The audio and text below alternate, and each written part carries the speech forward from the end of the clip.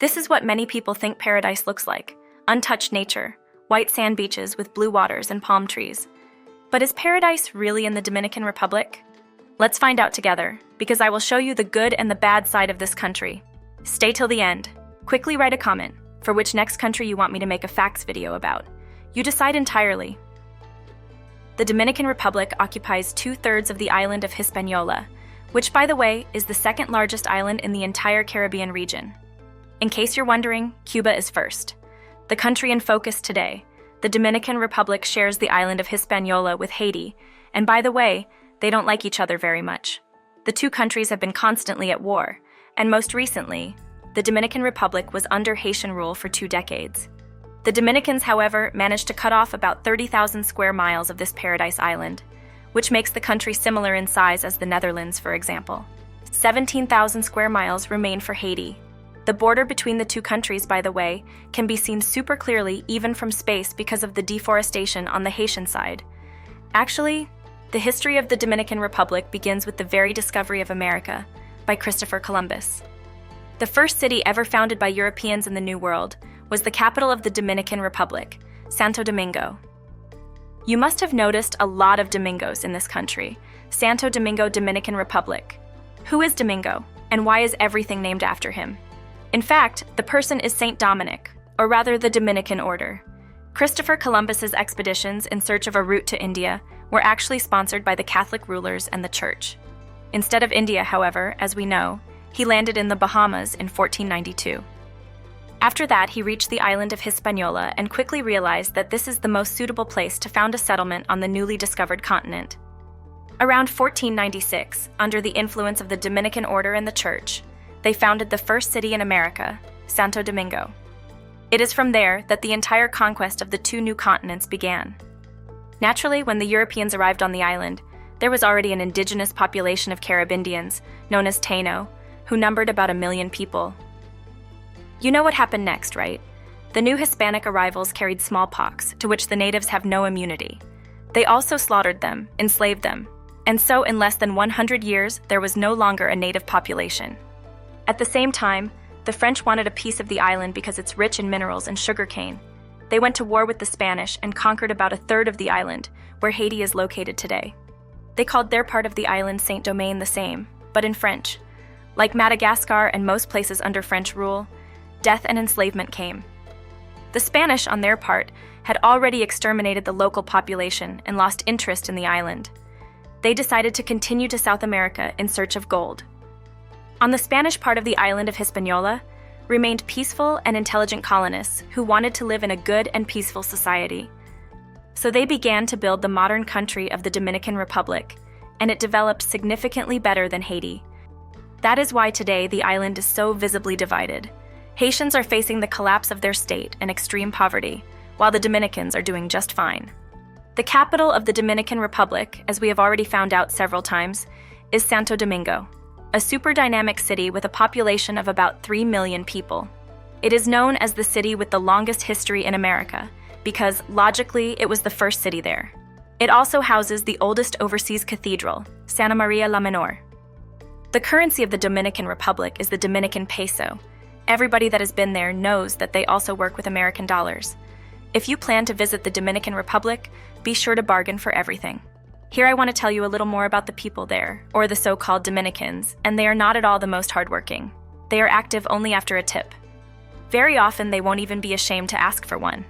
People there are so slow, they are late for meetings. As a population, the Dominicans are close to 11 million people and speak only Spanish. Very few people here and there can speak English. Perhaps I don't need to say, but they are mostly Christians. After all, their country is named after a saint. In 2023, the Dominican Republic was visited by 10 million tourists, making it the most visited country in the Caribbean region. In fact, it is also the 5th most visited of all countries in the 2 Americas, even beating Brazil many times over. The most common reason to go there are the beaches, which are truly uniquely beautiful and clean. If you are looking for a place to relax, where you can lie all day on the sun chair with a coconut or a beer in hand, this is the place. They have over 1,400 kilometers of coastline and over 200 unique beaches. The climate of the Dominican Republic is tropical, and it is best to visit during their winter between November and April, when it is a little cooler, but it does not rain as much. Otherwise, the summer there is quite hot, humid, and rainy. The country is home to two unique gemstones found nowhere else in the world, Dominican amber and Larimar. They were formed thanks to a prehistoric tree, flourishing only on the island, which, however, is extinct. In 2013, the Dominican Republic made the super controversial decision to change its constitution and take the citizenship of anyone not born Dominican on a passport. So one fine sunny morning, about 200,000 people wake up stateless. Prior to this decision, any child born on its territory became an automatic Dominican citizen, as it is still in the States. Hey, give a thumbs up if everything here is interesting to you, and let's continue with more shocking facts about the Dominican Republic. The Dominican flag is the only one in the world that has a Bible on it. Moreover, the Holy Book is open to a specific passage talking about freedom and slavery. Dominicans also have some pretty massive mountains. Even the highest peak in the entire Caribbean is located in the Dominican Republic. It is called Pico Duarte, and it's 10,174 feet. Dominican cuisine is a bit like Mexican. Lots of beans, rice, and meat. Their national dish is called la bandera, which symbolizes their flag. Actually, la bandera means flag in Spanish. The white is the rice, the red is the red bean, and the blue is the chicken leg. The Dominicans are the largest exporter of cigars in the world. Yeah, I thought it was the Cubans, but nope. The country actually has a very deep tradition in tobacco production, and their cigars are said to be some of the best in the world.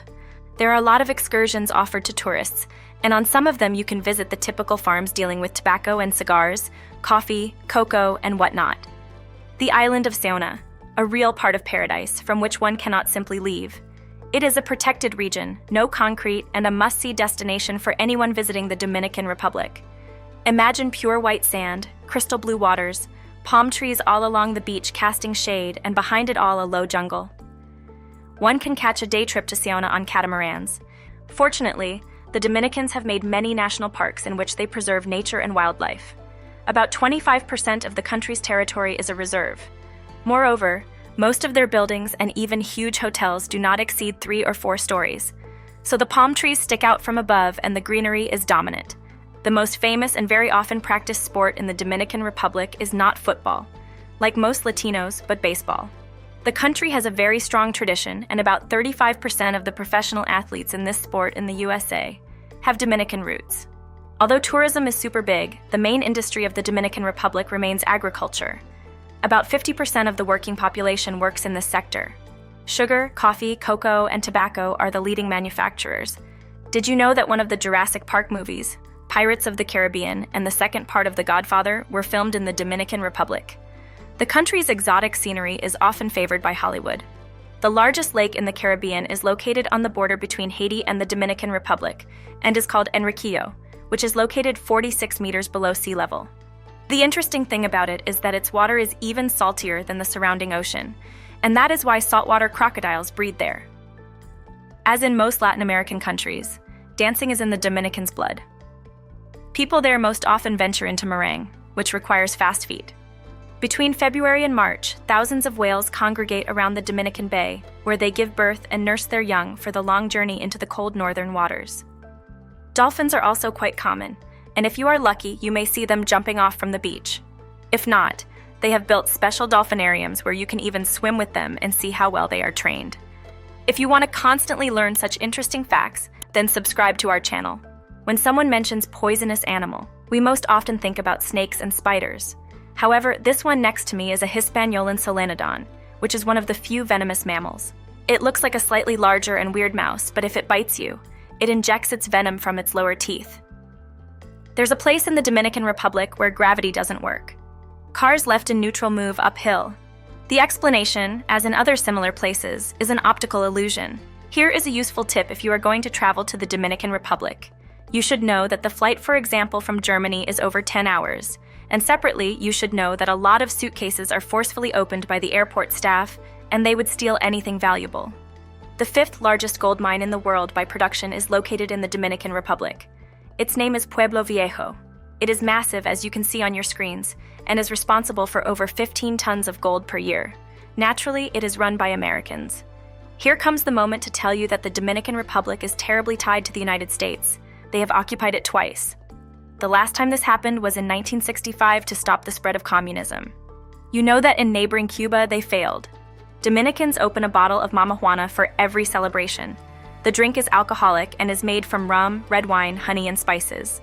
In general, it tastes a little like port wine, and it gives a terrible headache. We conclude with the fact that the Dominican Republic is one of those countries that is really worth seeing, especially if you are looking for peace and to fill your eyes with amazing sights. A very beautiful place indeed. Hope they manage to keep it that way. If you liked the video, chances are you may like this one too. Don't forget to leave a like and to subscribe to the channel.